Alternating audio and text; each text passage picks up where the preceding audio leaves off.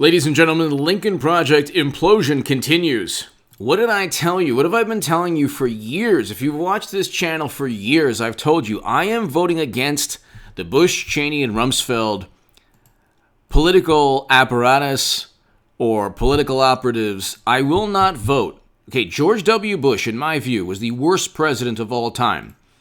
I'm voting against never-ending counterinsurgency conflicts. President Trump presided over the Abraham Accords. In terms of foreign policy, there's no comparison between President Trump and President Obama and Bush. President Obama led a failed NATO intervention that destroyed Libya. It turned it into a failed state. That's a fact. And we don't have to get into Bush, Cheney, and Rumsfeld. We don't have to get into the damage, the destruction that they caused. We don't have to get into the failed foreign policy of the Bush years. And so I've been telling you for years on this channel that the Democratic Party had these political operatives, and it's not just like the Lincoln Project, its founders, its co-founder that's being investigated by the FBI for, the most horrendous, potentially, he's alleged to have committed the most egregious, despicable activity from 21 individuals, could be more than 21 individuals, claiming that he just engaged in the most horrendous behavior I can't even talk about on YouTube because of YouTube policies. But I've been telling you, I am not going to vote for any political party that harbors the Lincoln Project, that pretends that these people are the moral good Republicans. Steve Schmidt and Rick Wilson and Weaver, John Weaver, they were all over. They were published in liberal publications. They were on MSNBC, CNN, retweeted by good, morally superior liberal Democrats. And throughout the past 4 years, I was saying, well, how did the Bush neoconservative political operatives slither into the Democratic Party? Now, I'm going to get to this article, Lincoln Project no longer accepting donations. And you also have, not only that, you have Lincoln Project says it's releasing staff from confidentiality provisions of agreements amid turmoil. So this is kind of hilarious because when you listen to Steve Schmidt, he said, well, I'm resigning because of the lack of diversity. I mean, nobody believes this. He's resigning because the person he was very close with is accused of horrendous criminal activity. Then so then his resignation letter is like, I thought about it and we're not diverse enough, so I'm going to resign. No, that's not it. Hit subscribe to this channel right now. We're on our way to 200,000 subscribers, ladies and gentlemen. Go to hgoodman.com. You can read my writing in The Hill, The Huffington Post, Salon, The Jerusalem Post, and you can see my debates. This is very interesting because for the longest time, I've been saying that it never made any sense to me. It never made any sense to me that Bush Republicans, Bush-era Republicans, the neoconservatives that plunged this country into never-ending counterinsurgency conflicts, the people who were directly responsible morally, and if President Trump, they say, is responsible, he was acquitted, but if they try to make the legal case that he's directly responsible for the actions of people that were never told to commit those crimes, but if he's directly responsible, are the Lincoln Project and other Bush-era, Bush, Cheney, and Rumsfeld Republicans, are they legally responsible for the lives lost in the countries that they pushed for us to intervene within? Are they legally responsible? Well, we know they're morally responsible. But how many traumatic brain injuries do we have in this country from their foreign policy? Hundreds of thousands. How many people are suffering with PTSD? How many lives have been lost? Well, we know, but how many lives have been lost throughout the world because of Bush, Cheney, and Rumsfeld's foreign policy. How many countries have been destabilized? How many regions? What is the toll? And did Trump do anything close to what they did in terms of destruction and in terms of chaos and mayhem? They keep stating that, oh, history won't be kind upon President Trump. History will view Trump as a despot. He wasn't the one who engaged in a failed NATO intervention in Libya. That was President Obama.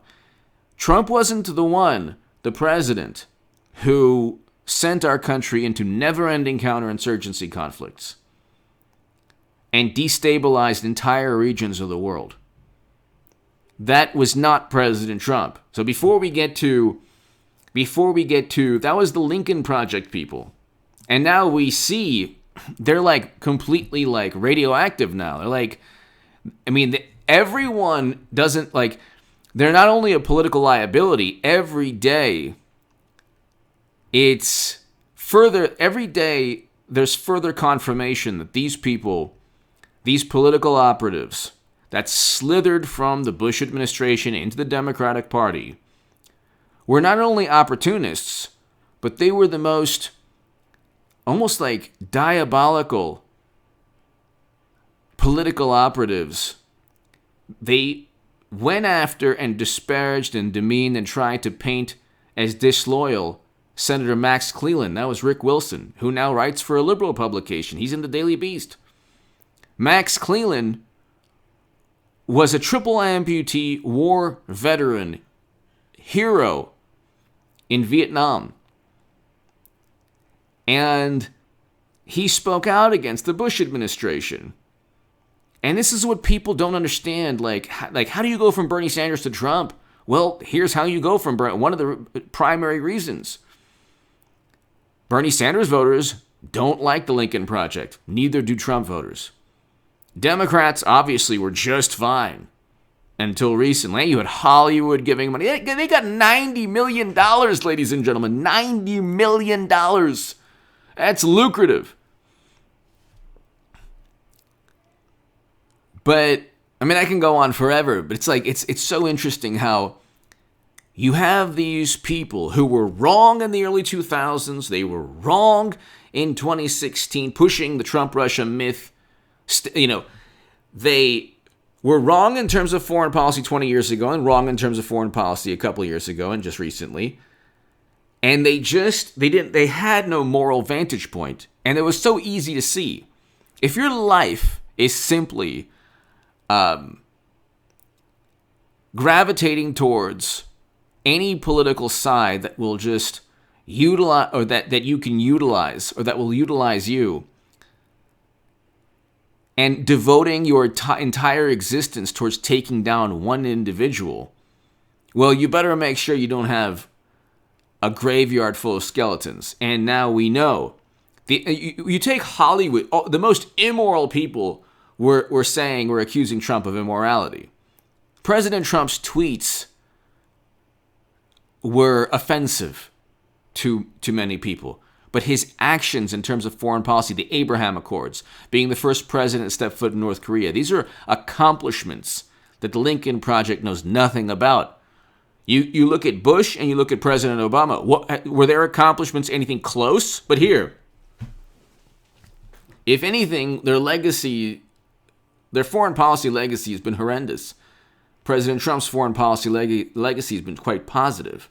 So much so that South Korea and Israel want Biden to continue Trump's foreign policy. But here, Lincoln Project says it's releasing staff from confidentiality provisions of agreement amid turmoil. So this is interesting. Lincoln Project indicated late Monday that it's giving current and former staff members the freedom to speak about their experiences working for the anti-Trump organization as an investigation into co-founder John Weaver's activity gets underway. Well, again, ladies and gentlemen, this is not like when you say, oh, nothing's going to happen. It's not, this is not like,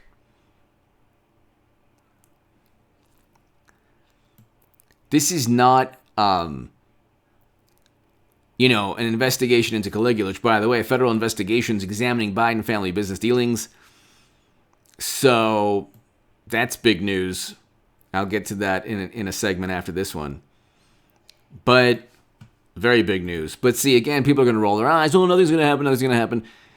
These are former Bush-era Republicans. It's not the Democrats investigating themselves. It's the Democrats investigating the Bush-era Republicans that they want to do away with, that actually have committed potential crimes, or alleged to have committed heinous crimes. But here, let's just read this. In a statement posted on Twitter, the group announced that it has hired a law firm to oversee its ongoing review. Oh, so now they're pretending that they're going to clean house even though they're being investigated. The statements also suggest that those who worked for the Lincoln Project will no longer be legally bound to their non-disclosure agreements. Yes. Okay, so what? So now pretending that you're going to allow people to speak out. We are releasing staff and former staff from the confidentiality provisions in their agreement. Okay. Based on the findings of this review, we will take all necessary actions to correct any issues or deficiencies that are identified. Well, the whole planet knows that one of the co-founders is accused to have committed horrendous activity, worse than anything Trump has ever been accused of, because you actually have evidence here, and you actually have the FBI pursuing the evidence, and one of the co-founders is going down, very likely, and the other co-founders probably knew something or potentially knew what was going on, but didn't say anything, because $90 million, that's why. They raised $90 million convincing Democrats that they were good Republicans. And if a lot of these actors and Schumer gave $2 million, a great many of Hollywood personalities who gave money. If you're an actor or actress, you're a millionaire, why would you give money to the Lincoln Project? Probably because you have money to burn, but also because you think that perhaps they'll take over the Republican Party, and in one way or another, you'd benefit in the future by having these imbeciles eventually take over the GOP, and that'll help you in some way. That'll give you more influence in politics. I don't know. I don't know why you have a whole bunch of Hollywood celebrities. You have the Democratic Party. And it's interesting, too, because you have the Democratic Party giving millions into a allegedly a Republican organization that's supposed to take over the Republican Party. So you literally have Democrats and Hollywood celebrities trying to take over the Republican Party. So maybe that's why. Maybe that's why they give money. They're like, hey, maybe we could just take over the Republican Party and not even have two political parties. We'll just have one. We'll have the Democratic Party, and then we'll have, I guess, what the Never-Trumpers were all about anyway. Yeah, pretty much, maybe a tiny bit more conservative Democratic Party. I mean, both are going to, you look at Biden and Clinton and Kerry, they all voted for Iraq and Afghanistan, so. And Bernie Sanders voted alongside the Lincoln Project. This is important to understand. Bernie Sanders voted alongside the Lincoln Project. I'll say that again. Bernie Sanders voted alongside the Lincoln Project. If you've lasted through this boring segment long enough to hear this, I'll tell you it again. Why do you think Bernie Sanders and AOC voted alongside the Lincoln Project? Because they obviously don't care about the Bush-era neoconservative foreign policy that the Lincoln Project would try to push. So now you have, you're exempt from your confidentiality agreement, and you can just you could speak badly about one of the co-founders and pretend that Conway and Wilson and Steve Schmidt and all of them, they had nothing to do with anything. It was all about one person. It was just one person. This is hilarious. It's really interesting. In 3 weeks or so, he's only been governing for 3 weeks. You have the deputy press secretary telling a political journalist that he'll destroy her. You have the Lincoln Project absolutely imploding. They're like radioactive now. Nobody wants to get within 1,000 feet of them. Which I could have told you that they were this nefarious political group 4 years ago, which is what I did. I did tell everybody that. And then President Trump was acquitted. So tell me how, and the left is like livid because Biden's like, yeah, I'm not going to give you the checks, the stimulus checks you want. And you can, if they're not even going to get the stimulus checks they want, they can kiss Medicare. Well, they could have already kissed Medicare for all and a Green New Deal legislation and universal basic income. And where's that immigration bill that Democrats were talking about? You can kiss that all goodbye. The Democratic Party for 4 years wanted one thing, political power. That's it. They didn't care about Trump's tweets, even though President Trump fell into traps, and I stated that he should learn. He should never have insulted LeBron James or NFL athletes. He should never have done that. If he wanted to present a vantage point, he should have simply tried his best to create a discourse and dialogue and debate and discussion. Anyway, ladies and gentlemen, hit subscribe right now. This is unbelievable. Give me your thoughts below.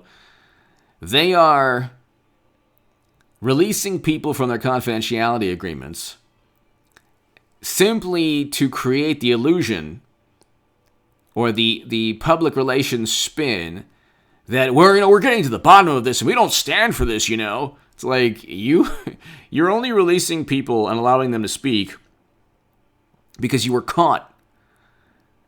And now everyone associated with you, from Hollywood celebrities to Chuck Schumer, and it was a Democratic PAC that gave $2 million. Not the $90 million. Most of the $90 million went to the corporations owned by the co-founders and people associated with that organization. So, give me your thoughts below. Hit subscribe right now. Thank you so very, very much. Every day there's something new.